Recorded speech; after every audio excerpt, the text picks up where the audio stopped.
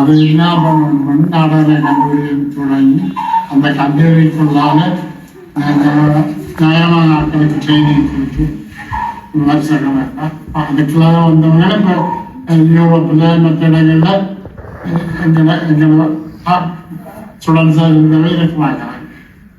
அதுக்காக பெண்கள் படுறது செய்ய வேண்டிய கட்டாயமாக செய்ய வேண்டிய அதில் அந்த கடமை நிறைவேற்றினதில் இங்கே வந்திருந்து தன்னுடைய கடமையாக அதை தாசி செய்தது. அதுதான் தாசி செய்ததுடைய மகத்துவம். அதாவது ஈழத்தில் இருந்த அத்தனை கூத்து மரபுகளையும் இணைத்து தன்னுடைய நாடகங்களிலே கொணர்ந்து ஈழ தமிழர்களுக்கான ஒரு நாடக மரபை தோற்றுவிக்க முயன்றது. மூன்றாவதாக அந்த நாடகங்களை கலைத்துவம் மிக்கதாகவும் ஏற்றுக்கொள்ளக்கூடியதாகவும் அமைக்க கொண்டு வந்தது. அந்த வகையில் தாசிசிஎஸ் ஒரு முன்னோடியாக வழிகாட்டியாக இருக்கின்றார்.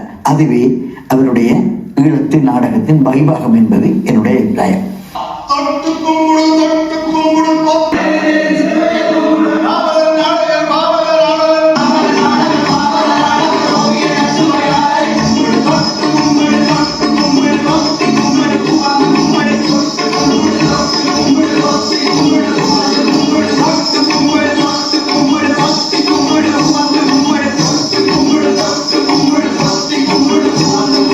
ஈழத்திலே இருக்கின்ற யாழ்ப்பாணத்து காத்தவராயன் கூத்து, அந்த சிந்து நடை கூத்து, அதனுடைய பாடல்கள், அதே மாதிரி கத்தோலிக்க கூத்து, அந்த கத்தோலிக்க கூத்து பாடல்கள் பாடுவது மிக கஷ்டம். ஆனால் மிக லாபகமாக தாசிசிஎஸ் அதை பாடுவார். அவருக்கு நல்ல பயிற்சி அதிலே கிடைத்தது. கத்தோலிக்க கூத்து, மட்டக்களப்பு வடமோடி தென்மோடி கூத்து, அதை விட கண்டிய நடனம், இவை எல்லாவற்றிலுமே அவருக்கு நல்ல பயிற்சியும் சாடனமும் இருந்தது. அதனாலேதான் அவர் ஈழக்கூத்தன் என்று சொல்வதிலே ஒரு பொருத்தம் இருக்கின்றார்.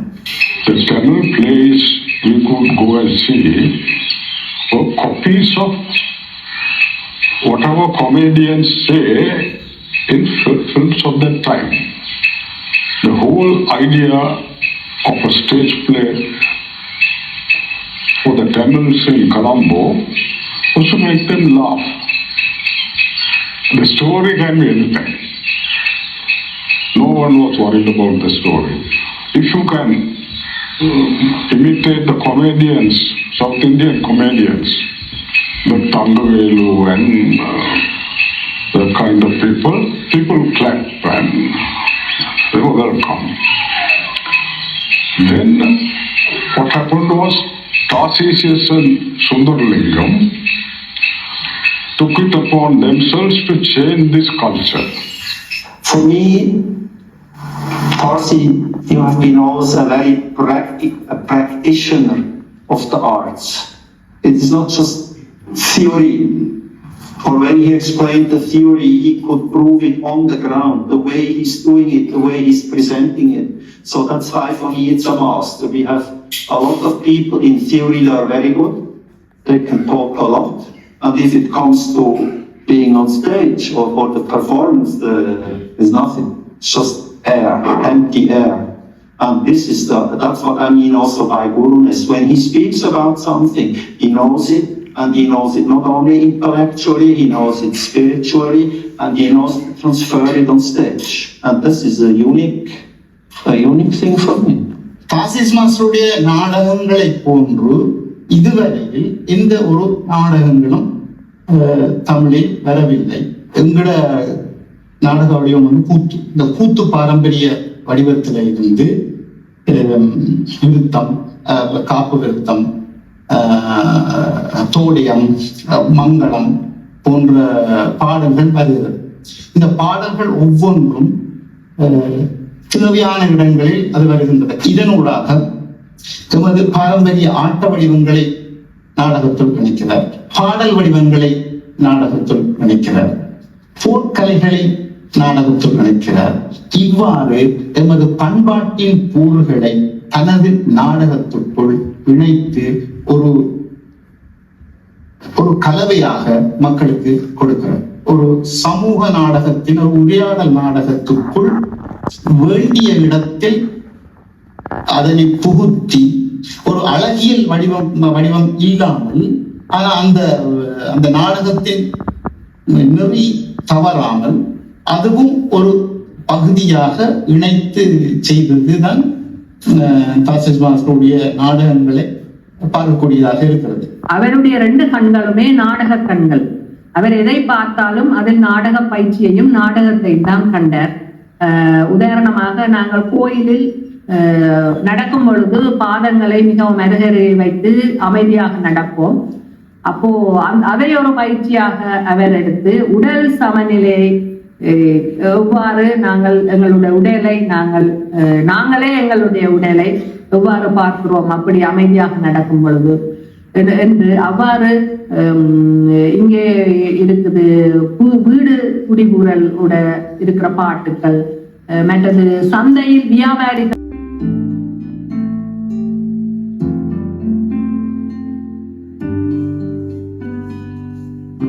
நாடகம் பயிற்சி செய்து கொண்டிருக்கிற நேரத்தில் காட்சியோட அரைக்காட்சியோட பள்ளிக்கூடத்து புற அரைக்காட்சியோட இருந்து பயிற்சிகளை செய்வோம். மேடையில் அன்றைக்கு நாடகம் நடக்கிற மேடையில் ஒரு மஞ்சள் துண்டோட இடுப்பில் கட்டின ஒரு சின்ன மஞ்சள் துண்டோட நாங்கள் குசையற்ற பிள்ளைகள் அத்தனை பேரும் மேடையில் குந்தி கொண்டிருக்கிறோம். அதில் மூத்த மகன் நான் தான். அதுக்கு பின்னால் ஒரு தொகையாக ஒரு பட்டாளம், பட்டணி பட்டாளம் தான்.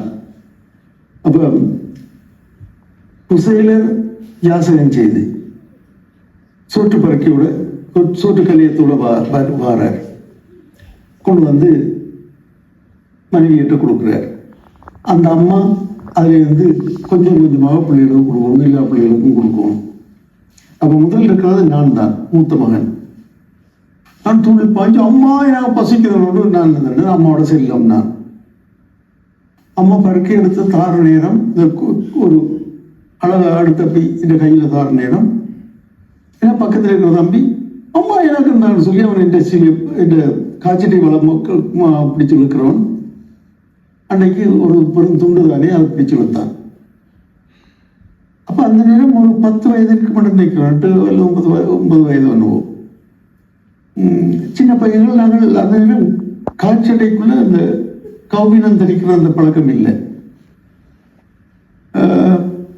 அவன் துணி எடுத்த உடனடியாக நான் அம்மனமாக நின்றேன்.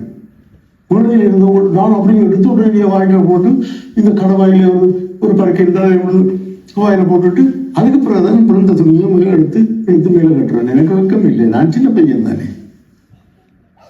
ஆனால் ஆடியன்ஸ்ல இருந்தவங்க அவையில் இருந்தவங்க நினைச்சிருக்கிறாங்க, எனக்கு தெரியாது, நினைச்சிருக்க நடுப்பு பார்த்து சிரிக்கிறாங்களா. துணியை கட்டிக்கொண்டு நான் கீழே அமர பிறகுதான் பக்கத்தில் தம்பி சொன்னான், உள்ளுக்குள்ள ஒன்றும் இல்லை என்று வெளியில இருந்து அவருக்கு தான் சிரிக்கிறாங்களே. நாடகம் முடிஞ்ச நேரம் நான் நினைச்சேன் அடி விழ போகுது அல்லது திட்டு விழ போகுது என்று சொல்லி அங்க வந்து இந்த ஜட்ஜ் முக்கியமானவர் வந்து ஆம்ஸ்ட்ராங் என்று அவர் ஷேக்ஸ்பீரியன் நாடக நெறியாளர், யாழ்ப்பாணத்தில் இலங்கையில போய் பெற்றவர். பிறகு நாடக முடிவைக்கு வந்து சொன்னார், பார்த்து கொண்டு 3-4 நாடகங்கள் இல்லை நல்லாவே இருந்தது. ஆனால் என்னை பொறுத்தவரையில் நாங்கள் ஒருத்தருக்கு தான் இங்கே பகுமதி கொடுக்க போகிறோம். வருங்காலத்தில் ஒரு சிறந்த நடிகராக இவர் வருவார். அப்போ நாங்கள் எதிர்பார்த்தது ஒரு பெரிய அற்புதமாக நடித்து பெரிய அண்ணாக்கள் இருந்தவையில் அவைகளுக்கு அதுக்கு கிடைக்க போகுதுன்னு அவர் சொன்னார், அந்த குசேலன் நாடகத்தில் முதல் மகனாக நடித்த அந்த பையன் வரட்டும் கிடைக்கிறது. அப்போ நான் நினைச்சேன், அப்பவும் உடுப்பில்லாமல் போனதுக்காக அம்மனமா நின்றதுக்காக திட்டு வாங்க போறேன்.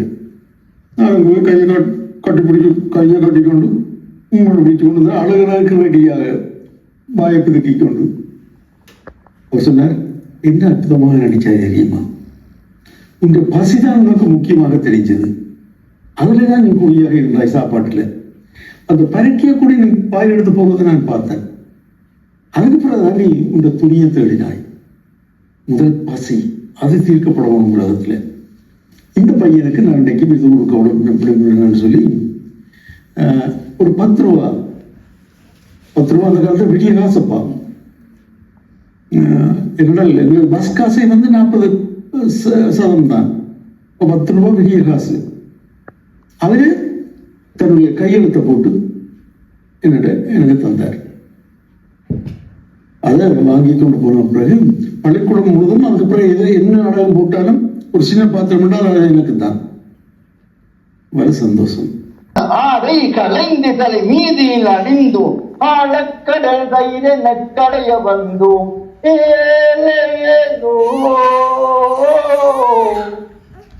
அது ஞாபகம் வருகிறது.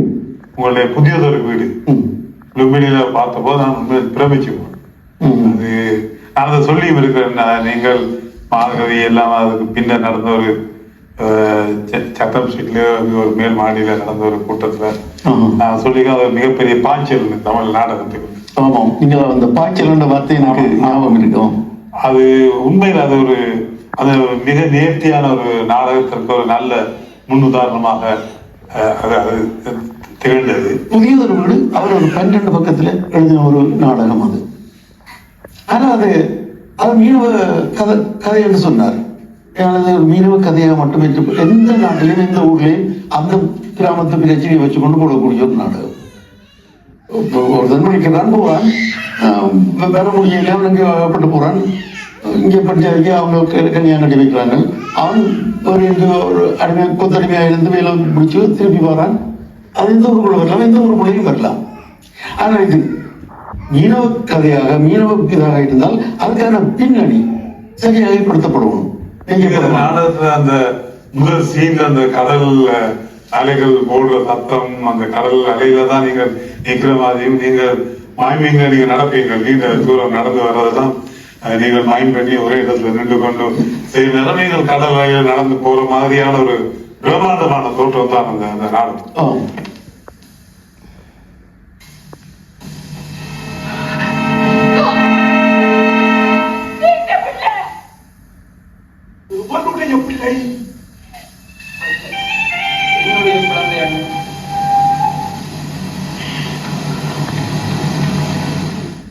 ஒரு புயல் என்று சொன்னால் சவுண்ட் சிஸ்டங்கள் எல்லாம் போட்டு தான் அந்த புயலை காட்டுறது.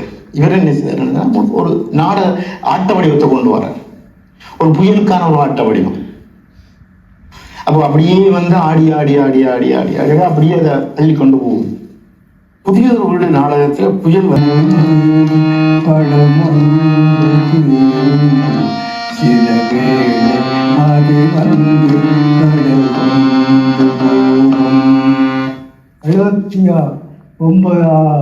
தான் நாங்கள் சந்திச்சு அவர் நாடகம் ப்ராக்டிஸ் பண்ணணும்.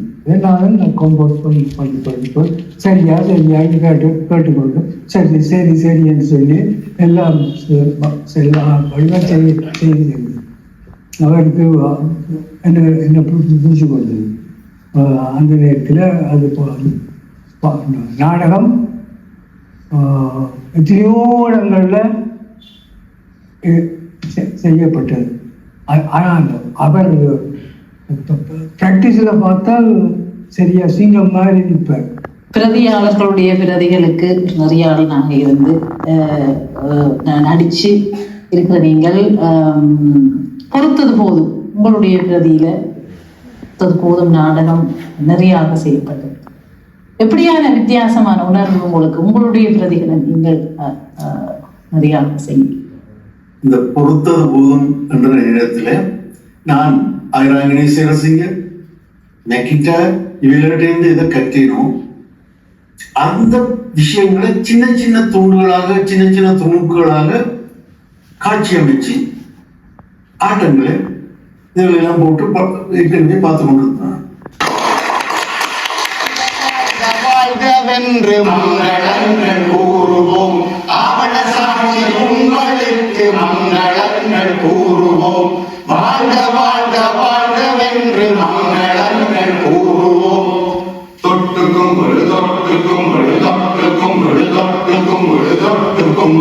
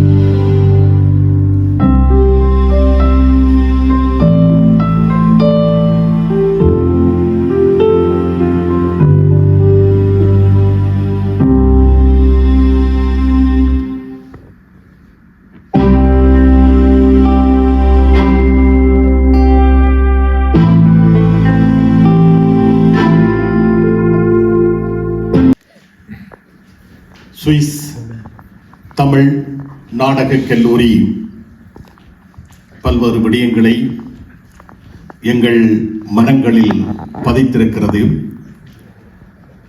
இந்த ஆவணப்படத்தை பார்க்கின்ற பொழுது அரங்கில் இருக்கின்ற கலைஞர்கள் பலருடைய எண்ண ஓட்டம் என்பது வித்தியாசமாக அமைந்திருக்கும் என்று நம்புகின்றேன்.